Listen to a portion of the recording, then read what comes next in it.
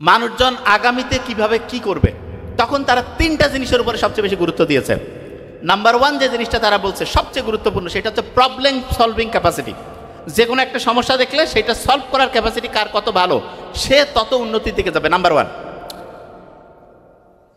আচ্ছা, এখানে যারা যারা আছে, কেউ কি ফরমালিনের জুস খাবে? ফরমালিনের কেউ কেউ খাবে না।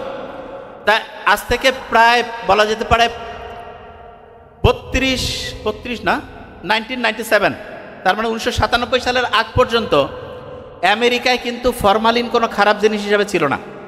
বলতো যে ফরমালিন এটা খাদ্যদ্রব্যে ব্যবহার করা যাবে, সমস্যা নেই। 97 পরে FDA, আমেরিকার যে ফুড এবং ড্রাগ অ্যাডমিনিস্ট্রেশন, তারা সিদ্ধান্ত নিল যে না, ফরমালিন যদি কেউ রেগুলার খাবারের সাথে শরীরের মধ্যে যায়, তাহলে কিডনি, লিভার, এই জিনিসগুলো আস্তে আস্তে ধ্বংসের দিকে চলে যায়। তার মানে ফরমালিনের মতো একটা খারাপ জিনিস আমেরিকার মতো জায়গায় মাত্র 1997 সালের আগ পর্যন্ত ওরা জানতোই না এত খারাপ। তাই এখন মানুষের জন্য বিজ্ঞানের অনেকগুলো ব্যবহার আছে যেগুলো আমরা ব্যবহার করি, কিন্তু মনে করি যে না, এটার খারাপ কি, কতটা খারাপ এটা নিয়ে তো প্রমাণ হয়নি। প্রমাণ হইতে একটা জিনিস কিন্তু টাইম লাগে, এবং আল্লাহ যে মানুষকে বানিয়েছেন উনি জানেন যে কোনটা মানুষের জন্য খারাপ হবে, কোনটা ভালো হবে। আজ থেকে 5, 7, 10 বছর আগেও যে কেউ জানতো রাতে বেশিক্ষণ পর্যন্ত পড়লে অসাধারণ স্টুডেন্ট হইতে পারবেন না। এখন আমরা জানি কি, রাতে তাড়াতাড়ি আপনি ঘুমাবেন, তাড়াতাড়ি ঘুম থেকে উঠবেন, আপনি অসাধারণ স্টুডেন্ট হবেন। এবং দ্বিতীয় আরেকটা ব্যাপার আছে, এই যে আপনারা যারা ইউনিভার্সিটিতে পড়েন, দেখবেন বেশিরভাগ ক্ষেত্রে স্টুডেন্টরা ফ্রেন্ডশিপের নামে, ফ্রেন্ডশিপ বন্ধুত্বপূর্ণ সম্পর্ক, ওকে ফাইন, কিন্তু ইসলাম সবসময় যেটা করছে সেটা হচ্ছে নারী পুরুষের অনিয়ন্ত্রিত ব্যবহারে একটা বিধিনিষেধ দিয়েছে। কেন? কারণ নারী পুরুষের যে আকর্ষণটা, এইটা থেকে একটা শয়তানের প্রভাবে খারাপ কিছু হইতে পারে। অনেক ভালো ভালো স্টুডেন্ট যে অসাধারণ কিছু করতে পারে নাই, এইটার একটা বড় কারণ হচ্ছে ধর্মীয় বিধান থেকে সে দূরে চলে গেছে। হ্যাঁ, অনেকে বলতে পারে যে ভাই, অনেকে তো আছে ধর্মীয় বিধান মানে নাই, কিন্তু তারপরে সে ভালো রেজাল্ট করছে। হ্যাঁ, ভালো রেজাল্ট করছে ঠিক, সে যদি ধর্মীয় বিধান মানতো তার চাইতে ভালো রেজাল্ট করতো। কারণ একটা মানুষের অসাধারণ ক্যাপাসিটি কত দূর, সেইটা কিন্তু সে সর্বোচ্চ পরিমাণ ব্যবহার না করা পর্যন্ত জানতে পারে না। ধরা যাক একটা স্টুডেন্ট অসাধারণ, কিন্তু সে খারাপ খারাপ বৈশিষ্ট্যের কারণে একদম অসাধারণ হয়নি, অন্যের চেয়ে একটু ভালো হয়েছে, কিন্তু তার কোয়ালিটি ছিল এমন কিছু করার যেটা হচ্ছে বাংলাদেশের ইতিহাস পার হয়ে ওয়ার্ল্ডের যে কোনো জায়গার সাথে সে বিট দিত, যে কাউকে হারাই দিতে পারত। তা প্রত্যেক শিক্ষার্থীকে যে জিনিসটা মাথায় রাখতে হবে যে আল্লাহ যেই ফর্মুলাগুলো দিয়েছে, সেই ফর্মুলাগুলো যদি আমরা মানি, তাহলে এখনও যেটা আবিষ্কার হয় নাই, আল্লাহ বলছে সেইটা মানলে অবশ্যই আমরা সাকসেসের দিকে যাইতে পারবো। যেমন ইসলামের কথা আছে না যে তাড়াতাড়ি ঘুমাও, তাড়াতাড়ি ঘুম থেকে উঠো। এইটা তো যারা আজ থেকে কয়েক বছর আগেও যারা ইউনিভার্সিটিতে ফার্স্ট সেকেন্ড হইতো, বেশিরভাগজন কি বলতো যে সারা রাত জেগে পড়তে হবে, তাহলে রেজাল্ট ভালো হবে। কিন্তু এখন আমরা কি জানি, সারা রাত জেগে পড়তে হয় না। একটা স্টুডেন্ট যদি বুদ্ধি করে পড়ে, যে কেউ যেটা হইতে চায় সেটা হইতে পারবে। এক্সাম্পল দিই তাহলে বুঝতে পারবো। যেমন ধরা যাক কেউ BCS অফিসার হইতে চায়, BCS এর জন্য যে প্রিলিমিনারি যে পরীক্ষা আছে, প্রথম যে পরীক্ষাটা, সেই পরীক্ষাটার জন্য গড়পড়তা 30,000-এর মতো MCQ পড়তে হয়। 30,000 গড়পড়তা, 30,000 MCQ যদি কারো মাথায় থাকে, ওইটার সাথে রিলেটেড জিনিস দিয়ে মোটামুটি পরীক্ষা প্রশ্ন আসবে। অনেকে বলতে পারে 30,000 MCQ পড়া বোধহয় খুব কঠিন, মোটেই না।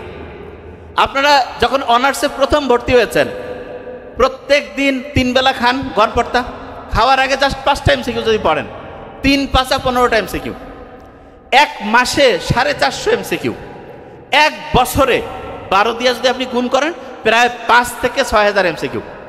আপনি যদি এরকম করে অনার্স কমপ্লিট করতে করতে 4 বছরের মতো টাইম দেয়, তাহলে আপনার প্রায় 24 থেকে 25,000 MCQ পড়া হবে। জাস্ট 5টা MCQ, 5টা MCQ পড়তে কিন্তু 2 মিনিট টাইম লাগে।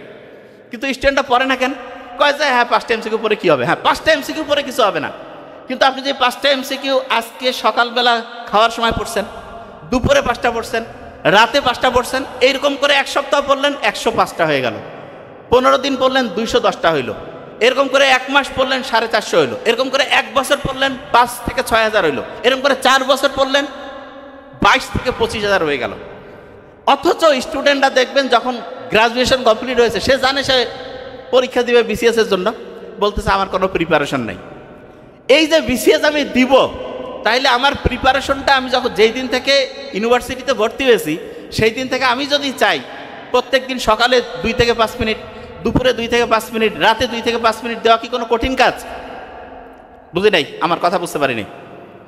যে কোনো একটা স্টুডেন্ট যদি খাওয়ার সময় 2 থেকে 5 মিনিট দেয়, 5টা করে MCQ তার আয়ত্তে চলে আসবে।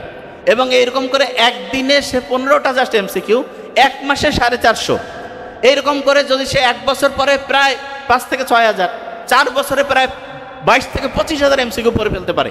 তার মানে জাস্ট খাওয়ার সময় এই টাইমটা যদি সে প্রত্যেক দিন একটু একটু করে কাজে লাগায়, দেখা যাবে গোটাল প্রিলিমিনারির যে তার সিলেবাস 80 থেকে 85% তার আয়ত্তে চলে আসছে। আচ্ছা, আপনাদের খুব কঠিন লাগে এখানে যারা আছেন বিসিএস এর ক্ষেত্রে, যে কোনো একটা সাবজেক্ট বলেন তো খুব কঠিন লাগে কোনটা? যে কেউ কোনটা? ম্যাথ। আচ্ছা, অনেকে বলছে ম্যাথ। আচ্ছা, একটু একটু জাস্ট বলি, ম্যাথের মধ্যে আর কি কঠিন লাগে? ইংলিশ। তারপর? আচ্ছা, সবচেয়ে বেশি কঠিন আমি একটু বলি, ম্যাথে তো মাত্র 15 দুগুণে 30 মার্ক না? বেশি তো সাবজেক্ট আছে হচ্ছে ইংরেজিতে 35। একটা জিনিস বলি, ইংলিশের যে জিনিসটা আপনাদের কঠিন লাগে আমি একটু বলি, এইটা আপনারা পড়েন যেভাবে, এটা হচ্ছে রুলস মুখস্থ করে পড়েন, এইটা সবচেয়ে ভুল। ইংলিশে যদি কেউ অসাধারণ রেজাল্ট করতে চান, রুলস মুখস্থ করে পড়লে হবে না, ইংলিশ পড়তে হবে আপনাকে ঘটনা আর গল্প দিয়া।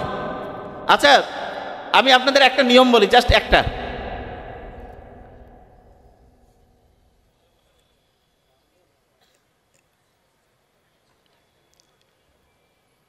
এই যে ডাস শব্দটা আছে না, ডাস, এটা সিঙ্গুলার না প্লুরাল? ডাস কি? আচ্ছা দেখেন, একটা জিনিস বুঝাই দিয়ে আগে শুনেন, ইংরেজি পড়ার অবস্থা কি একটু বলি। ডাস কি একটা নাউন না ভার্ব? হ্যাঁ, এটা ভার্ব। শোনেন, একটা সহজ বুদ্ধি শিখাই আপনাদের একটু, আপনাদের ইংরেজিটা কেন ভুল হয় সেটা বলি।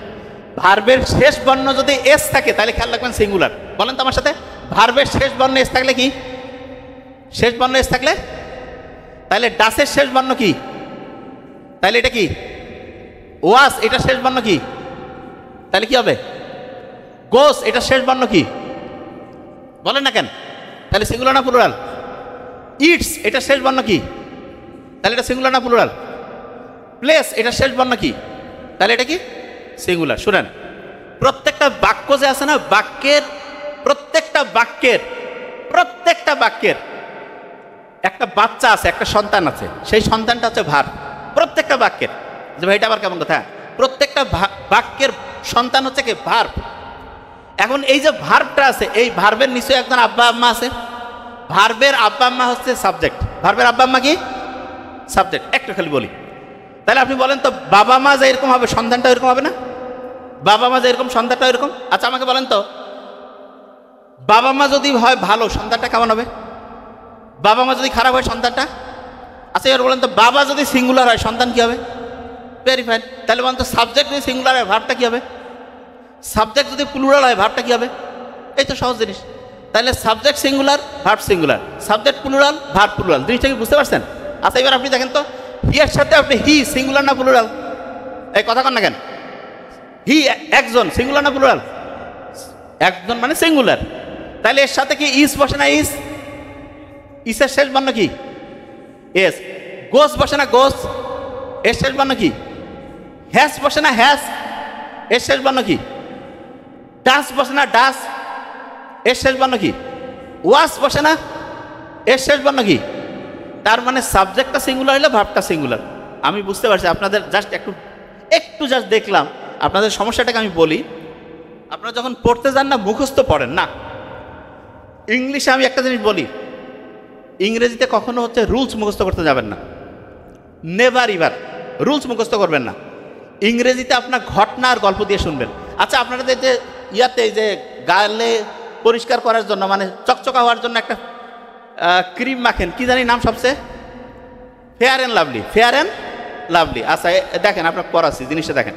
আচ্ছা, বলেন তো, এই একটা সহজ বুদ্ধি শিখাইতেই, ভেরি শব্দটা শুনছেন? ভেরি একটু দেখি, ভেরি দিয়ে যে শব্দটা মিলে যায় না, সেটা হচ্ছে একটা অ্যাডজেক্টিভ হবে। কি হবে বলেন তো? অ্যাডজেক্টিভ। বলেন তো, ভেরি ফেয়ার মিলছে কি মিলে নাই?